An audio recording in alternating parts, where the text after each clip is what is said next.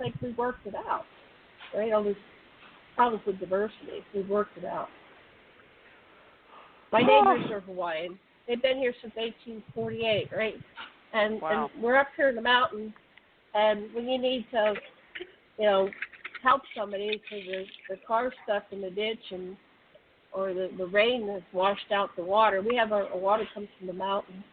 You're just out there going to the dam and, doing it together. So it's that type of, it's like a different world. I guess it's like going to Africa, right? Different mentality.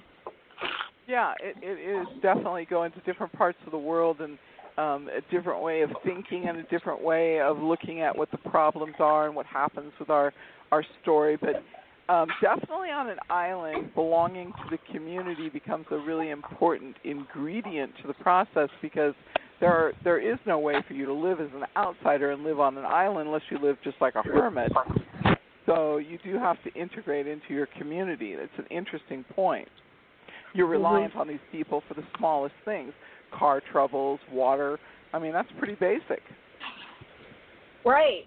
Yeah, we rely on our neighbors, and they rely on us to keep the water flowing. Otherwise, it goes over the cliff and into the forest. And the forest loves it, Oh, and then I have jungle. I'm the last house before, 12 miles of rainforest. There's nobody's living up there.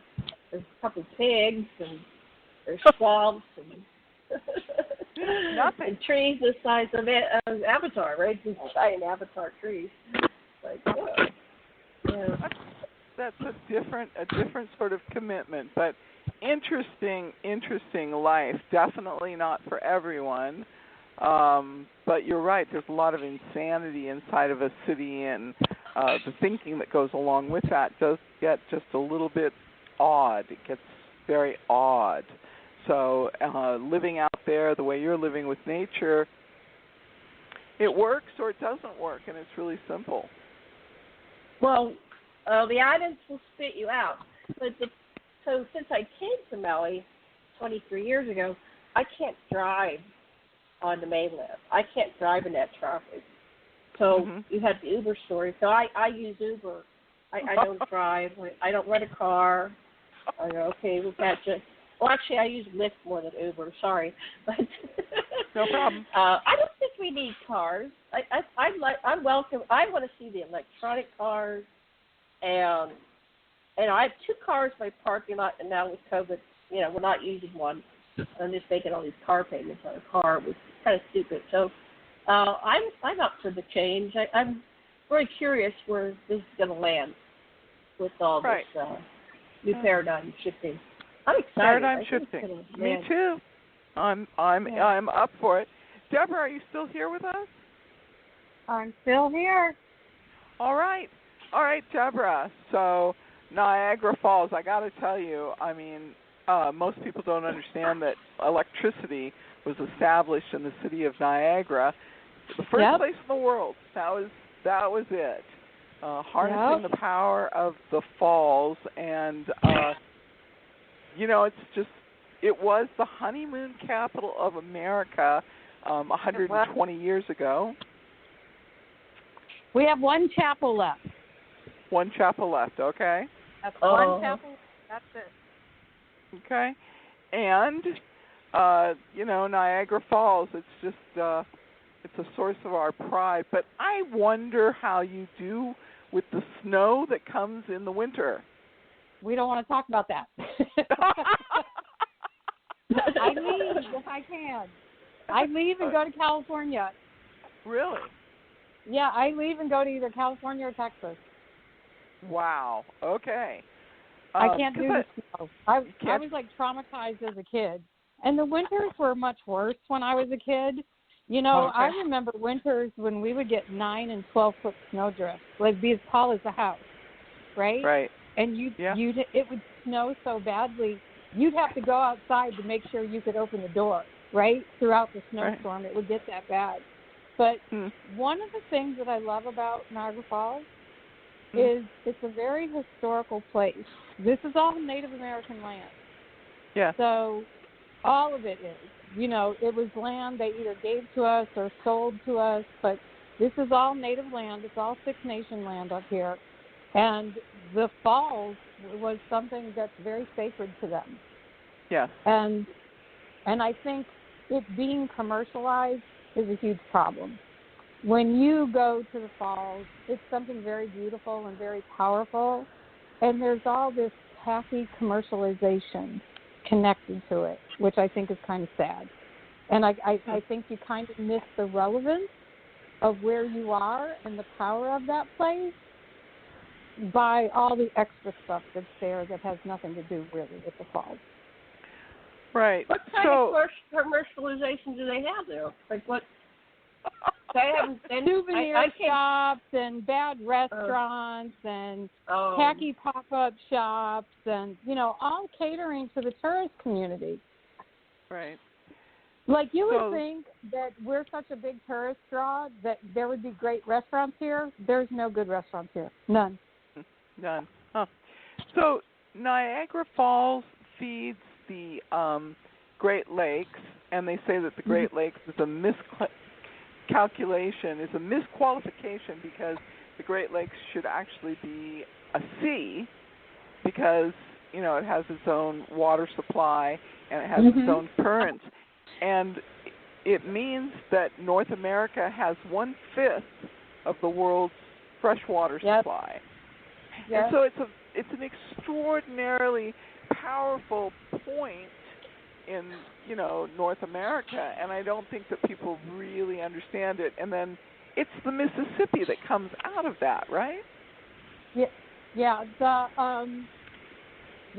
All the rivers here flow into other major rivers, right? Okay. So you've got five Great Lakes, right? I think there's 5. Is that how many there are? Yeah, 5. Yeah, Niagara Falls sits between Lake Erie and Lake Ontario. Like we're literally between both lakes. Okay. Huh. And so the falls is actually 12,000 years old. I believe the falls was created after the Diluvian flood. Okay. And that's just my opinion from what I know. Yeah, from what I know about this area. But I believe it was created right after the Diluvian flood. And then the falls has moved, 4 miles? It's moved 4 miles in the last 12,000 years from where it is. Wow. And it continues to move. So it continues to move farther back because of the erosion. And they've tried stopping it. They've even blocked off the falls a few times. But there's no way to stop it. They just need to let nature take its course. Yeah, well, that is it. Yeah, there is several things, and they took and they stopped it, and then they took and they put in. I don't remember what they put in, but I remember looking at the pictures of that and thinking, who would think to stop the falls? But they did do that, and so I don't know. Sometimes some of these ideas that people come up with, you kind of, why not be accepting of what nature is and then work around it? So I don't understand that. I really don't. But what a magical place to live. And then you are in upstate New York, so are you close to Lilydale, the New Age community? Yes, I am. They're close to Buffalo, which is about 15 minutes from me. Okay. And then, and have you actually, I've never gone to Lilydale, but have you gone to Lilydale and, No. Nope. No, I was actually going to take some classes this past year with a group that was over there, and I just had so much on my plate. I just felt like they were, psychic ability classes, and I just had too much on my plate and felt like I couldn't give it my all, and so I backed out and didn't do it. Lilydale is an interesting community because a lot of the psychic work is focused on medium development and speaking to the other side, whereas if you go into Edgar Casey's ARE Institute in Virginia Beach, his stuff is focused on health and how he connected to the information that he connected to and how his readings help you solve different types of problems. But his stuff is primarily focused on health and making predictions. So each And that's one of the things that's kind of evolving at this point in time. Each New Age community has its strengths and its area of expertise, and, there's just a lot of knowledge within each of the groups, and it's really enjoyable to discuss that. Do we have Kevin still with us? Do we have Kevin here with us? Or is Kevin here? You are! Kevin, share with us a story. Just share with us for a minute. We're ready to wrap it up. We're at the end of the story, so you wrap up this session with us. Ladies, let's give Kevin our love and support, and let's see what he has to share with us. Well, I'll tell you what. I have a strange story that maybe you guys can figure this out on another show. Basically, I'll make a long story short. I live in a nice little area here in Santa Ana where we have large homes, and some of our neighbors have pools, and then one guy has a tennis court. And he put out a newsletter a while back, about a year ago, and he said, anybody who wants to use my court who lives in my neighborhood, you're welcome to it. I'm retired, I'm too old to play, but I hate to see it go to waste, okay? So I got real excited about playing on this court with my friend. And a long story short, he said, if you want to make an appointment, though, you got to do it through Facebook only. And I wasn't a Facebooker at the time, so that was a problem for me. So then I went to his house and I knocked on his door and I said, hey, I'm not a Facebooker. Can I just talk to the man and get the details on the court? And I was never able to find the man. He happened to be a lawyer. So about a month later, I was doing some eBaying. I'm an eBayer, and this is so strange. I ordered some products from a seller somewhere in the United States, and this is the strange part. My package didn't come to my house, and I don't know how it happened, but it ended up at his law offices up on Main Street, about a mile from where I live. True story. So I was able to track the package. I was able to track it. I tracked it to his office, and I said, I got to go get that package, and I need those products. I got people that want these items for eBay. So I run over there, and I started to put two and two together. This guy's a lawyer. He's got an office in Santa Ana. He kind of fits the description of the guy that I was looking for. And he said, yeah, here's your package. But, yeah, I got the court. I got the tennis court. So anyway, he gave me the code to the gate, and by chance, I actually met this guy after looking for him for about a month, going to his house, his wife telling me he's out of work.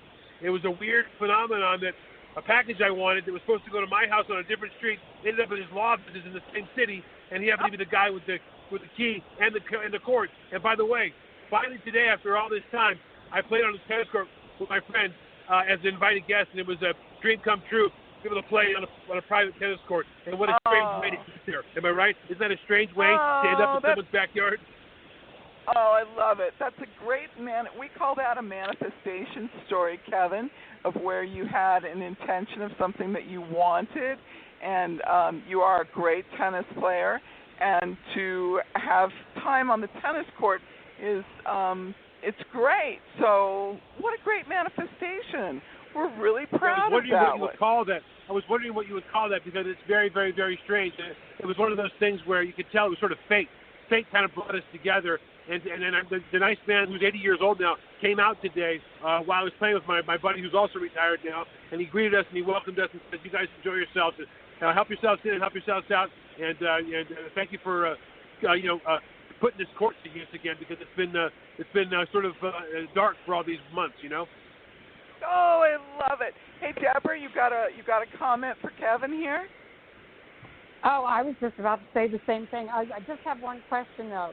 Before that happened, did you picture in your mind yourself playing on that tennis court?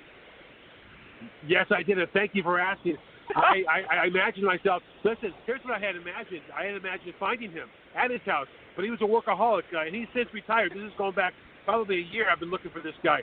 And 6 months ago, I found him, and then finally, this is when I used the court today. But the point is, I just said I got to get back here and play on this court. He's not using it, and he would appreciate it if somebody like myself and my buddy, who are avid tennis players, would get out there and hit the ball and kind of, I would say, revive the court, if you will. So you realize that whole process you went through is what caused the manifestation, right? The visualization, wanting it so bad. We love it. I appreciate that because I'm not too familiar with that sort of stuff, and so I was wondering if you could try to describe it to me, and you just did by calling it a manifestation. Yeah. So you envisioned it. You said you wanted to talk to him, and then you wanted to be able to use the court. So without actually having any training in what we call the New Thought movement or the New Age movement, you did exactly what we would tell somebody to do